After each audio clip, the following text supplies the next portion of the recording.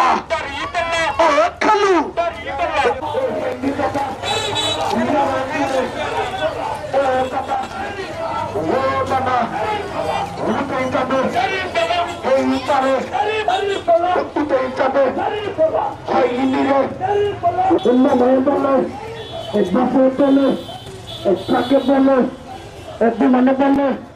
আজকে নারীরা মাঠে নেমেছে বিএনপির এক কুলাঙ্গার নারীদের জামাতের মহিলাদের ব্যাপারে যে খারাপ মন্তব্য করেছে ছায়া খুলে নেবে, এই যে নোংরা মন্তব্য, এর প্রতিবাদে আজকে নারী সমাজ স্বতঃস্ফূর্তভাবে মাঠে নেমেছে, এর প্রতিবাদ করছে এবং আগামী দিনে দাঁড়িপাল্লাকে বিজয়ী করে এর প্রতিশোধ তারা নিতে চায়।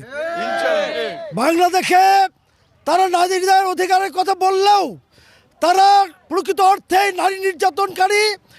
বিভিন্ন মিটিংয়ে তাদের জামাতের নারীদের সম্পর্কে বিরূপ মন্তব্যই তার প্রমাণ।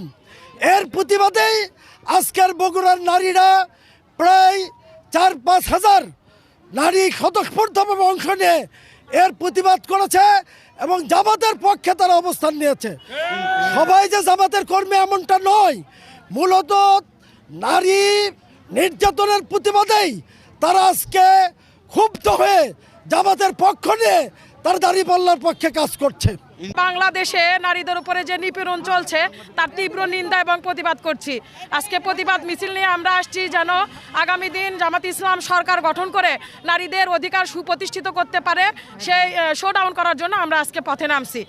সারা বাংলাদেশে নারীদের উপরে এই নিপীড়ন আমরা সহ্য করব না। প্রশাসনের বিশেষভাবে দৃষ্টি আকর্ষণ করছি যেন এই নোংরা মন্তব্য আর তারা না করতে পারে। এটা মানে কোরআন ছুঁয়ে আমরা কারো কাছে এই পর্যন্ত এরকম কোনো কাজ আমরা করিনি। এটা কোনো মানে তারা আমাদের কোনো দেখাতে পারবে না, মানে প্রমাণ দেখাতে পারবে না।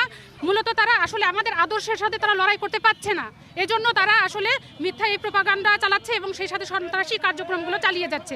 তাছাড়াও আপনারা দেখতে পাবেন যে মূলত আমরা আপনাদের মাধ্যমেই, এই মিডিয়ার মাধ্যমে আমরা জেনেছি বা দেখেছি, অনেকবার দেখেছি যে আসলে এই ভিডিওগুলোতে যে বিভিন্ন বিএনপির নেতাকর্মীরা তারাই মূলত জান্নাতের টিকিটগুলো বিক্রি করছে, যে ধানের শীষে ভোট দিলে জান্নাতে সহজেই চলে যাওয়া যাবে। এটা আমরা কোনো দিন আমাদের কোনো নেতাকর্মী বা আমরা কখনো এই বিষয়ে কোনো কথা বলিনি। যে তিনি আমাদের কোরআনে নারীদের যে অধিকারগুলোর কথা বলা হয়েছে, তিনি স্টেপ বাই স্টেপ পদক্ষেপ নিয়ে এবং জামাত তো বলেনি যে আপনারা এটা করতে পারবেন না, ওটা করতে পারবেন না, এটা তো জামাত কখনো বলেনি। তারা বলছে যে হ্যাঁ আপনারা সব কিছু করতে পারবেন কিন্তু পর্দার সহিত করতে পারবেন, এই কারণে।